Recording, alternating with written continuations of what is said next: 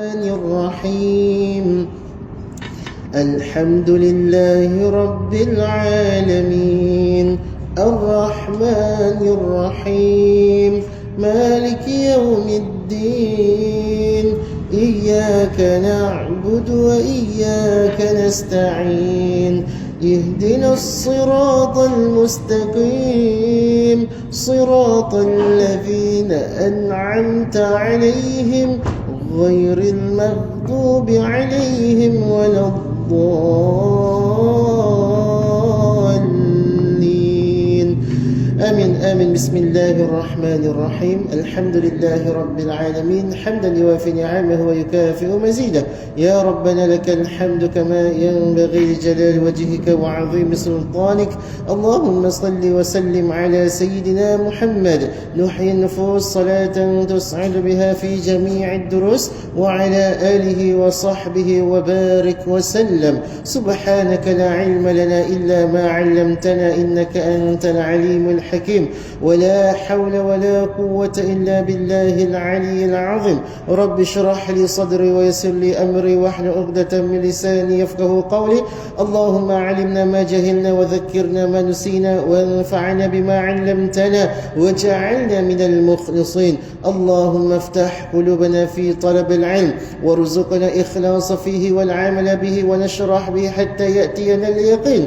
اللهم افتح قلوبنا فتوحا عارفين وفقهنا في الدين وعلمنا التأويل وجعلنا من الذي يستمعون القول فيتبعون أحسنه. ربنا آتنا من لدنك رحمة وهيئ لنا من أمرنا رشدا. صلى الله وسلم عليه وعلى آله والحمد لله رب العالمين. أما بعد, Alhamdulillah, bersyukur kita kepada Allah Subhanahu Wa Taala kerana atas limpah dan kurnianya sama-sama kita dapat berkumpul pada malam yang mulia itu untuk kita mendengar kuliah maghrib yang akan disampaikan, yang insya-Allah akan turut dihadiri oleh malaikat-malaikat Allah yang turut berada di atas kita, memayungi sayap-sayapnya kepada penuntut-penuntut ilmu insya-Allah. Pertama sekali saya ingin mengucapkan terima kasih kepada pengurusi Masjid Al-Qadim yang telah memberikan keizinan kepada saya untuk bersama-sama dengan muslimin pada malam itu.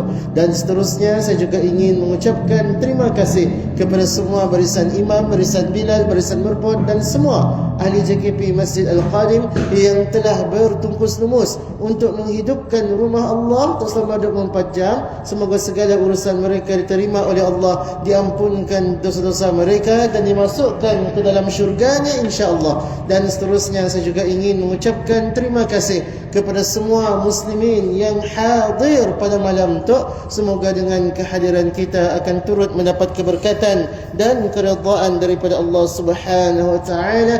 Semoga ia menjadi asbab untuk kita bertemu semula di dalam syurganya kelak insya-Allah. Muslimin yang dirahmati Allah, apa khabar semua? Sihat? Alhamdulillah. Masih lagi kita beraya. Maka saya nak ucapkan selamat Hari Raya kepada semua muslimin yang hadir di Masjid Al-Qadim pada hari itu. Muslimin yang dirahmati Allah, itu merupakan kali keempat saya hadir di Masjid Al-Qadim sebagai seorang penceramah, yang di mana 3 kali yang pertama saya hadir di Masjid Al-Qadim untuk membawa isu berkenaan dengan air mata Gaza. Dari tahun 2023, 2024, 2025, 2 tahun saya datang sekali-sekala di Sibu untuk bawa kuliah, kebara kuliah air mata Gaza. Dan Alhamdulillah di Masjid Al-Qadim kita telah membincangkan sebanyak 3, saya datang 3 kali untuk bincang air mata Gaza. Namun muslimin yang dirahmati Allah, malam tu saya tidak berhasrat untuk bincang isu Gaza. Untuk pengetahuan jemaah sekalian, pada bulan Januari yang lepas saya telah memulakan tugas saya berkhidmat di Darul Hana Quranic Center Majlis Islam Sarawak, iaitu sebuah agensi baru di bawah Majlis Islam Sarawak MIS. Jadi maksudnya Alhamdulillah, selepas 3 tahun, dari tahun 2023 sampai tahun 2025, saya pusing sikit Sarawak, 300 buah masjid suruh untuk membincangkan isu Gaza. Alhamdulillah Allah Subhanahu Wa Taala merezekikan saya untuk bekerja bersama dengan Majlis Islam Sarawak. Jadi pada hari itu tajuk saya bukan berkaitan dengan Gaza. Sebaliknya, tajuk yang saya nak bawa pada hari itu ialah berkenaan dengan keajaiban sains di dalam Al-Quran. Satu tajuk yang jarang dibincangkan di masjid-masjid dan surau-surau kita di Sarawak. Jadi insya-Allah muslimin dirahmati Allah, pada hari itu saya memulakan kembara kuliah saya di Sibu, di Limbang dan juga di Miri. Pada malam tu saya berada di Masjid Al-Qadim. Pada esok hari saya berada di Masjid An-Nur di Sibu. Kemudian pada hari Rabu saya berada di Surau Batu Biah di Limbang, dan pada hari Khamis saya akan berada di Masjid At-Taqwa di Miri. Jadi insya-Allah dekat ya baru balik Kuching lah. Sebab datang situ ada urusan kerja. Jadi malamnya sifat berehat juga lah. Kita memberikan sedikit sebanyak ilmu yang dapat kita sampaikan kepada jemaah sekalian. Muslimin dirahmati Allah. Al-Quran diturunkan 1400 tahun yang lepas. Jadi ada di kalangan orang-orang di luar sana yang tidak mempercayai Al-Quran. Mereka mempersoalkan, macam ni Al-Quran 1400 tahun yang lepas ya, kita boleh cayak bulat-bulat yang Al-Quran itu Al-Quran yang tulen. Bahkan muslimin dirahmati Allah, ada juga yang menghina Rasulullah sallallahu alaihi wasallam, menuduh Rasulullah menulis Al-Quran. Sidak si cayak yang Al-Qurannya turun daripada Allah Subhanahu Wa Taala, diturunkan kepada malaikat Jibril alaihi salam, disampaikan kepada Nabi Muhammad sallallahu alaihi wasallam secara berturut-turut dari selama 23 tahun. Tidak si jaya. Nya si dapat terima yang Al-Quran is the divine revelation. Nya si dapat terima yang Al-Quran tu ialah wahyu yang Allah turunkan kepada Nabi Muhammad sallallahu alaihi wasallam. Sebab ya ada golongan-golongan mereka menghina, mencaci maki Rasulullah SAW, mengatakan Al-Quran ya, yang ada kita pada hari itu ya rekaan Muhammad semata-mata. Sedangkan muslimin dan muslimat dirahmati Allah, sebab ialah Al-Quran tu dikira sebagai satu mukjizat yang agung. Dalam banyak-banyak mukjizat Nabi SAW, antaranya mukjizat air keluar dari tangan, antaranya mukjizat bulan terbelah dua. Ia belum hebat lagi. Walaupun hebatlah di mata kita, dahsyat juga makan roti si habis roti ya. Ambil air wuduk dalam bekas si habis bekas ya. Bahkan dikatakan bila sidak makan daripada periuk ya, arum pula 100,000 orang boleh makan. Nak madah ialah mukjizat Rasulullah sallallahu alaihi wasallam. Namun muslimin yang dirahmati Allah, mukjizat yang paling besar, yang paling agung, yang kekal sampai hari kiamat, apa mukjizatnya? Al-Quran. Tiada mukjizat lain yang lebih agung daripadanya. Maka sebab ya muslimin dirahmati Allah, bila mereka buka Al-Quran, bila kita kaji Al-Quran, kita bukan hanya buka Al-Quran untuk membaca, si cukup. Kita bukan buka Al-Quran setakat nak berlagu aja, si cukup. Kita buka Al-Quran untuk tadabbur, untuk kita merenung ayat-ayat di dalamnya. Dan muslimin dirahmati Allah, di dalam Al-Quran sebenarnya ada banyak keajaiban-keajaiban, terutamanya bukti-bukti saintifik yang tidak dapat difikirkan 1400 tahun yang lepas. Saya mau tanya, Al-Quran diturunkan di sini? Sini Al-Quran diturunkan? Di Mekah ke di Madinah? Sini. Di Mekah ke di Madinah? Siapa tahu? Siapa yang ada di Mekah angkat tangan? Al-Quran diturunkan di Mekah angkat tangan. Ya, habiskan saya tahu. Siapa yang ada Al-Quran diturunkan di Madinah angkat tangan. Muslimin dirahmati Allah, Al-Quran diturunkan pada awalnya Iqra di sini, di Mekah Al-Mukarramah, iaitu kawasan padang pasir yang kering kontang. Bukannya di tengah-tengah kota yang hebat-hebat, bukannya di tengah-tengah hutan, Tapi di padang pasir yang kering kontang, kita bayangkan orang-orang Arab yang kasar-kasar kedaya macam ni tidak dapat tulis ayat-ayat yang indah macam ni. Bila mereka madah yang Al-Quran ditulis, tidak, muslimin dirahmati Allah, mustahil saya madah. Bahkan Al-Quran tu sangat indah kata-katanya, sangat mengejutkan apa yang terkandung di dalamnya, sehingga kan tidak mungkin ada orang dapat menulisnya pada 1400 tahun yang lepas di padang pasir yang kering kontang. Jadi muslimin dirahmati Allah, sebab ialah Allah Subhanahu Wa Taala meletakkan ayat-ayat sains di dalam Al-Quran untuk manusia mengkaji. Dan majoriti ayat sains tidak dapat difahami oleh manusia selama hampir 1000 tahun. Sampailah pada zaman moden kini tu, barulah bila mereka membuat penemuan sains dan mereka bandingkan dengan Al-Quran, sama Tuhan. Ya Rabbi, tu rupanya dicerita pada 1400 tahun yang lepas, Masya Allah. Sebab ialah kita madah keajaiban sains di dalam Al-Quran. Cuma kena ingat, Al-Quran bukan kitab sains. Ya kena ingat. Jadi mun takut-takut di masa akan datang tiba-tiba ada ayat sains yang bercanggah, ada ayat Al-Quran yang bercanggah dengan sains. Adakah kita akan mengidakkan Al-Quran? Ya, kita katakan sebagai ujian yang Allah berikan kepada orang-orang yang beriman. Namun perkara itu tidak akan berlaku. Sebab apa? Sebab semua ayat-ayat sains dalam Al-Quran semuanya bertepatan dengan teori sains yang ada pada hari itu. Cuma munnya berlanggar ataupun sama, maksudnya ilmu kita masih sampai ke siapa lagi. Maksudnya kita kena kaji lagi untuk kita menjumpai nya punya keserasiannya. Sebab ya muslimin dirahmati Allah, Allah Subhanahu Wa Taala berfirman dalam surah Az-Zariyat ayat 20 sampai 21, wa fil ardi ayatun lil muqinin wa fi anfusikum afala tubsirun. Dan pada bumi ada tanda-tanda bagi orang-orang yang yakin, dan juga pada diri kamu sendiri.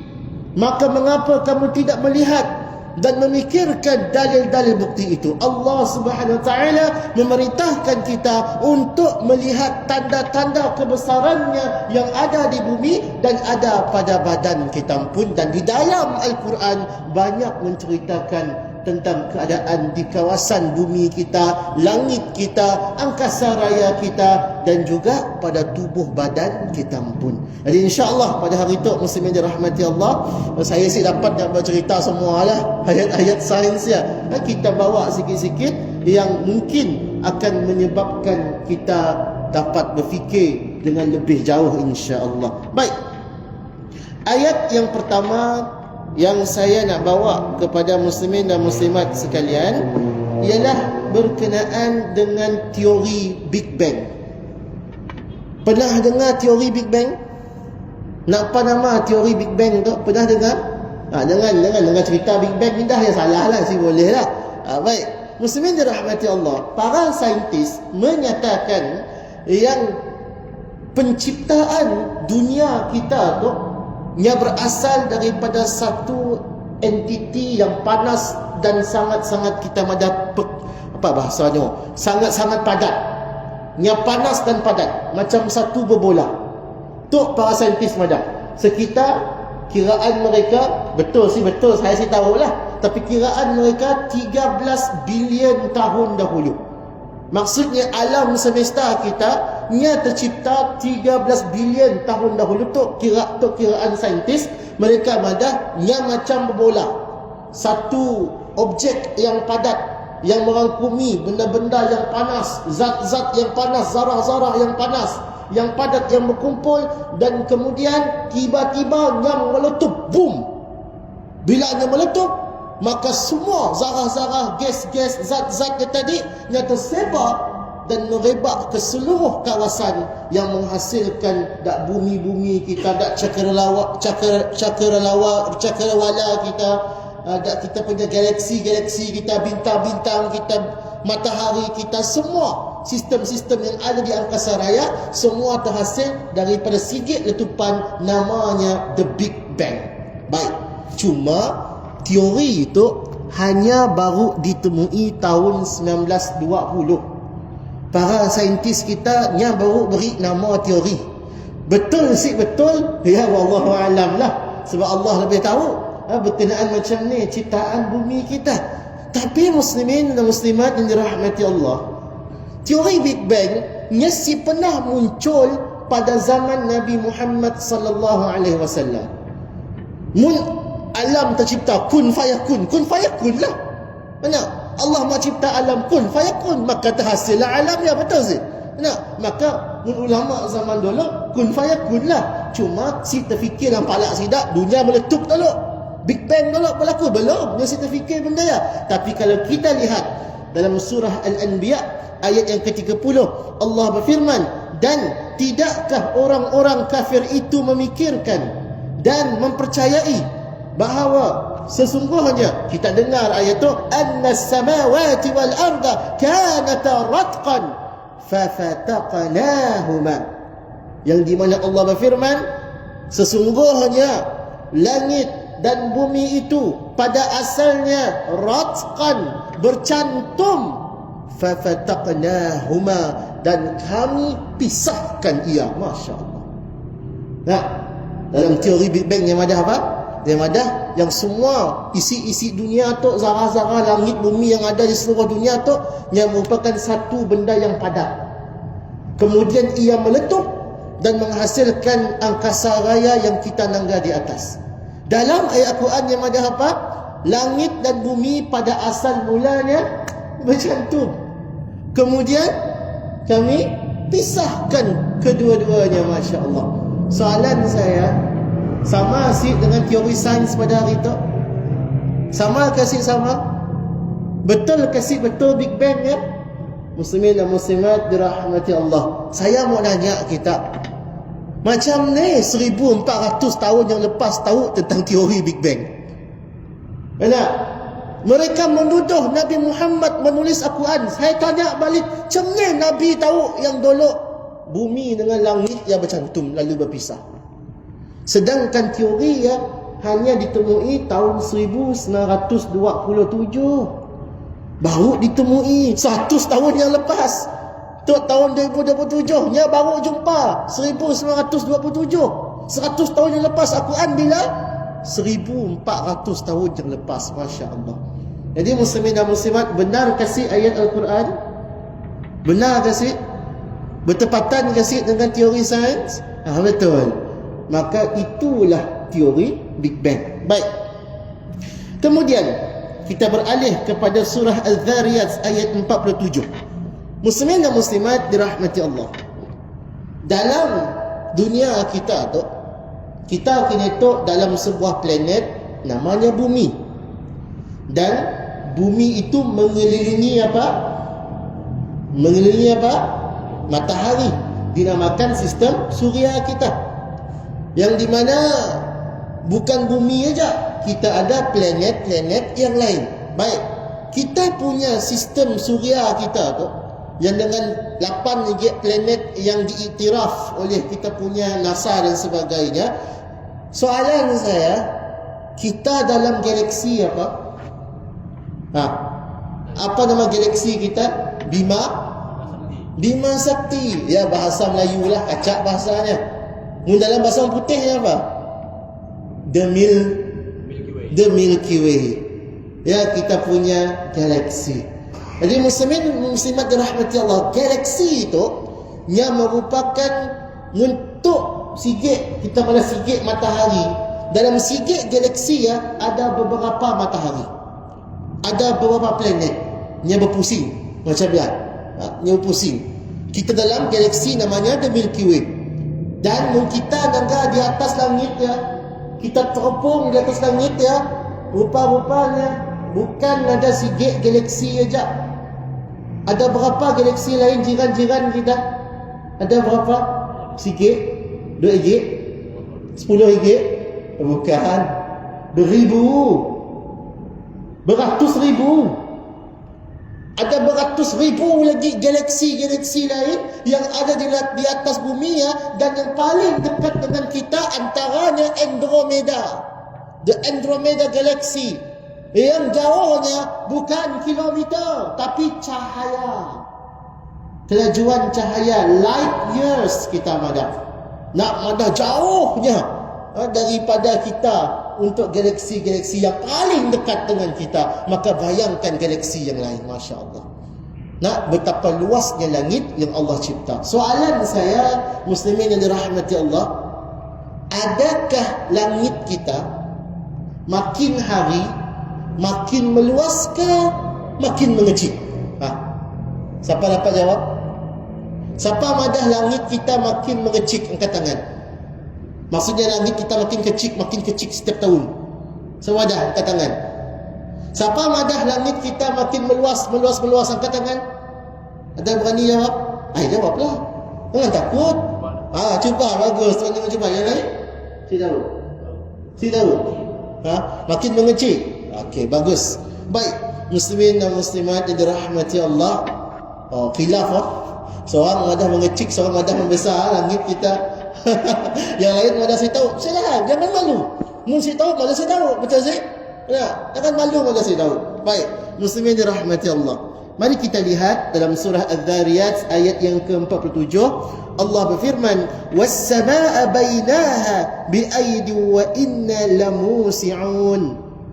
Dan langit itu kami dirikan dengan kekuasaan. Yakni langit tu betapa susahnya Allah nak cipta langit tu. Bukan susahlah, kuatnya langit tu. Maksudnya kita dapat langgar tadi bermacam-macam galaksi menunjukkan kehebatan Allah Subhanahu Wa Taala.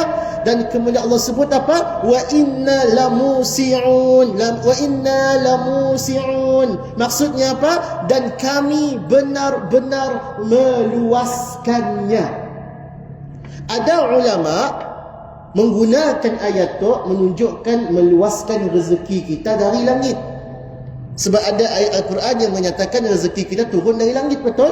Maka Allah meluaskan rezeki kita dari langit. Tapi ada ulama juga yang menyatakan luas tu makna literal, iaitu luas dan Allah luaskan langit ya. Maka muslimin dirahmati Allah, bila Allah sebut yang langit tu meluas, maka betul kasih betul pandangan saintis. Apa di padah saintis? Saintis menyatakan yang galaksi-galaksi tadi nya bukan statik kok. Nya bukan gitu aja. Bukan gitu aja. Bukan. Nya bergerak. Nya pusing-pusing, nya bergerak. Kita punya matahari ya, katuk kita baca sikit ayat, kita punya matahari ya berpusing juga.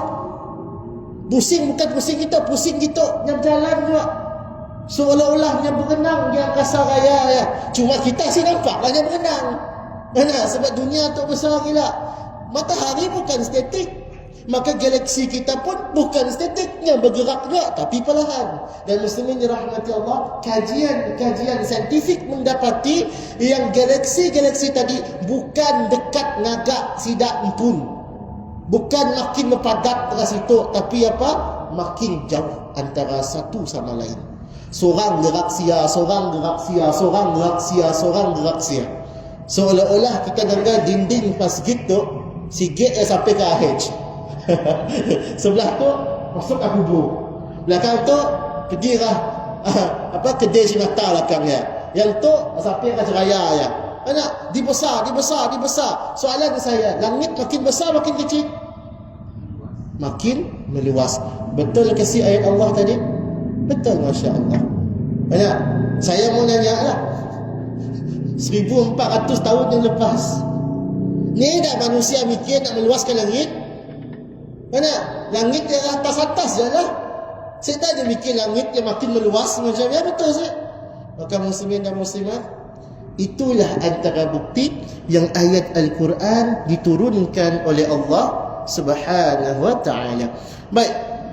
Kemudian yang tu sangat penting. Muslimin dan muslimat dirahmati Allah. Saya mau tanya kepada jemaah sekalian, siapa suka ngail di situ? Siapa suka ngail di situ? Jujur dengan saya. Jangan malu, kita suka ngail. Ngail sini, ngail sungai ke apa? Di laut, Masya Allah. Ada orang lain ngair di laut? Ada tak Syed? Orang sibuk sikit laut ke? Oh lupa, sibuk kan laut, sibuk kan sungai. Nak yang situ pun laut. Mungkin saya pergi cabuang dia semua ke tangan kali lah. Ini dara kan ke tangan semua orang dia. Atuk saya dah lah. Atuk banyak pergi laut tu je. Kan nganuk, tapi benar lah. Kita turun sungai je. Betul Syed? Baik. Muslimin dan muslimat dirahmati Allah. Saya mau nanya aja lah. Mungkin kita saya pernah turun ke laut. Saya mau nanya, adakah Rasulullah sallallahu alaihi wasallam pernah mengair? Kita mana? Kita suka ngair. Nabi pernah ngair Syed? Kita buka, kita hadis ada sih Nabi ngair sekali semua hidupnya? Allahu alam. Pernah sih Nabi makan ikan paus? Ya, pelik soalan. Saya nanya benar tu. Nabi pernah makan ikan paus sih? Nabi pernah makan, kita kena makan juga, sunnah makanannya. Oh sunnah makan ikan paus, Nabi pernah makan. Betul sih? Baik, muslimin dan muslimat dirahmati Allah. Ya, Nabi pernah makan ikan. Tapi Nabi sih pernah ngair. Macam mana Nabi makan ikan? Al-kisahnya, para sahabat lalu pada sigit pantai dan mereka menjumpai ikan paus yang terdampar, yang sudah mati. Bukan dia hidup lah. Tak para sahabat sih ngair. Ikan paus yang terdampar, sudah mati. Besar ikannya.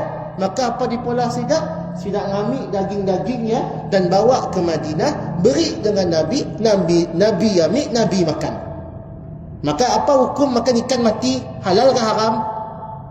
Ikan dah mati, halal ke haram? Nak tenangkan ikannya tepi sungai, mati, halal ke haram? Siapa madah haram? Ibu pergi pasar tu. Rumah ikan mati ke pasar? Nah, haram Ustaz. Ibu pergi pasar mungkin. Semua ikan mati ke pasar. Nah, jadi muslimin dirahmati Allah, semua hidupan laut bangkainya halal kecuali kecuali dalam mazhab Syafi'i, iaitu punya hidup di antara hidup di laut dan di darat. Dia lain cerita. Saya sebut masuk ke siap. Baik. Jadi maksudnya Nabi pernah makan ikan paus. Kita kena makan lah juga, cari ikan je kita makan dah. Cari ikan terdampar tepi pantai kan nak. Pi janganlah. Ya bukan cerita saya. Baik. Jadi saya nak madah, Nabi si pernah ngair. Nabi SAW si pernah naik kapal ngair cari ikan, si pernah. Baik. Jadi kepada yang pernah ngair, saya mau tanya, di laut dalam ya, gelap ke cerah? Okey, ke laut, dalam laut ya, gelap ke cerah? Ni tahu? Pernah masuk laut sih? Ni tahu ada gelap pernah masuk laut sih? Pernah masuk laut? Pernah. Kita nyelam. Oh, Masya Allah. Berapa meter tak selam? 50 meter je. Saya nyebut jak oh. Nyebut jak tu lah. Bukan nganuk, jak aja. 50 jak oh. Gelap sih gelap. Masih ada cahaya sikit tak? Ada cahaya sikit. Baik. Kita boleh selam 200 meter? Ada sih manusia dapat selam sampai di bawah 1000 meter. Ada sih. Kena pakai apa? Submarine ataupun chamber. Dan munnya mau naik atas, dia mesti tunggu sekejap, betul? Musik yang meletup punya keluar. Ini bahaya. Baik. Tapi muslimin dirahmati Allah, mari kita lihat dalam surah An-Nur ayat yang ke-40. Atau orang-orang kafir itu keadaannya, dia bincang tentang orang-orang kafir, adalah umpama keadaan orang yang di dalam gelap gelita di lautan yang dalam. Surah An-Nur ayat 40. Gelap gelita di lautan yang dalam, yang diliputi oleh ombak bertindih ombak. Di sebelah atasnya pula awan tebal. Gelap gelita yang berlapis-lapis. Apabila orang itu mengeluarkan tangannya, ia tidak dapat melihatnya sama sekali. Masya Allah. Dalam surah ayat tu aja ada 3 bukti sains. Yang pertama, laut gelap gelita. Macam ni kita tahu laut gelap gelita, kita pernah masuk laut. Nabi saya pernah pergi laut. Macam ni Nabi tahu laut dia gelap gelita? Manusia pun zaman Nabi si tahu laut gelap gelita. Tidak hanya tahu bila ada apa? Ada submarine turun di bah. 1960 The Mariana Trench. Tahu Mariana Trench? Nak turun sia barunya, oh saya dah lampu Tuhan. Waktu ya barunya tahu laut dia gelap gelita. Zaman kita ada submarine. Zaman Nabi ada submarine sih. Ada si manusia dapat turun sampai 300 meter nak cari. Ada si cahaya, ya bunuh diri namanya. Kita bernapas seminit pun dah si mampu. Cuba kita baca Quran Al-Fatihah dari awal sampai habis sikit nafas. Cubalah. Pi baca slow-slow. Bismillahirrahmanirrahim. Alhamdulillahi rabbil alamin. Oh, saya dah hilang nafas saya. Baru sikit. Saya dapat sampai waladhdallin. Enak. Siapa situ boleh tahan nafas 5 minit, angkat tangan. Dapat sih? Mati dulu kan ni baru dapat. Tak, saya tahu dapat. Jadi nak turun ke laut yang mustahil. Nak langgar gelap ke isi. Jadi muslimin dirahmati Allah, macam ni nak tahu. Ya adalah tanda untuk orang yang berfikir. Yang tidak tahu adakah laut di dalamnya gelap gelita ataupun tidak. Yang kedua, Allah sebut bukan hanya gelap gelita. Allah sebut ombak di atas ombak. Maksudnya apa muslimin dirahmati Allah? Yang laut kita nangga ya, yang berombak-ombak ya, berombang-ombang ya, di bawah laut ya ada lagi laut yang lain, keren yang lain, ombak yang lain. Ombak tu pergi situ, ombak tu pergi situ. Siapa pernah nangga SpongeBob SquarePants? Pernah nangga SpongeBob sih? Ya, anak-anak kita nangga SpongeBob nak. Ada si episod yang pergi mandi ke laut. Dia pergi pantai, lari the lobster, mandi ke laut. Macam ni ada laut di bawah laut. Tak? Tapi apabila kajian moden dilakukan, ada si laut dalam laut? Ada. Ialah namanya ombak di atas ombak. Dua. Fakta yang kedua. Fakta yang ketiga, Allah sebut gelap gelita yang berlapis-lapis. Apa maksud gelap gelita berlapis-lapis? Maksudnya muslimin dirahmati Allah, makin turun kita di bawah laut ya, sikit warna hilang. Turun lagi, sikit warna hilang. Turun lagi, sikit warna hilang. Turun lagi, semua warna hilang. Ya, maksudnya gelap gelita berlapis-lapis. Data saintifik, fakta sains menunjukkan yang warna pertama yang hilang warna merah. Lekas turun warna oranye hilang. Saya dah warna oranye. Cahaya matahari si sampai ke siang. Turun lagi warna kuning hilang. Turun lagi warna hijau hilang. Turun lagi warna biru hilang. Turun lagi gelap gelita. Di mana gelap gelita? 1000 meter ke bawah. 1000 meter ya. Berapa kilometer? 1 kilometer. Zaman Nabi dapat kira kan gelap berlapis ya. Dapat dipolah ya. Mana? Maka muslimin dan muslimat dirahmati Allah. Macam mana Nabi tahu? Orang kata Nabi nulis Quran. Macam mana Nabi tahu? Macam mana orang di padang pasir yang kering kontang dapat tahu benda tu? Kalau bukan Al-Quran ini Allah yang turunkan. Masya Allah. Sebab ya muslimin dan muslimat dirahmati Allah, orang nak persoalkan Al-Quran, itulah mukjizat Al-Quran. Kadang-kadang memang orang Asia akan dapat tahu. Orang nanggah Al-Quran, apa nama Allah cerita pasal gelap dan lapis tu? Bulan ya 1000 tahun lepas lah. Ya si faham. Ya ambil cayak-cayak macam ni aja. Tapi apabila zaman moden tiba, kita pun turun dengan laut juga, Masya Allah. Benar ayat Allah. Betul ke si betul? Betul, Masya Allah.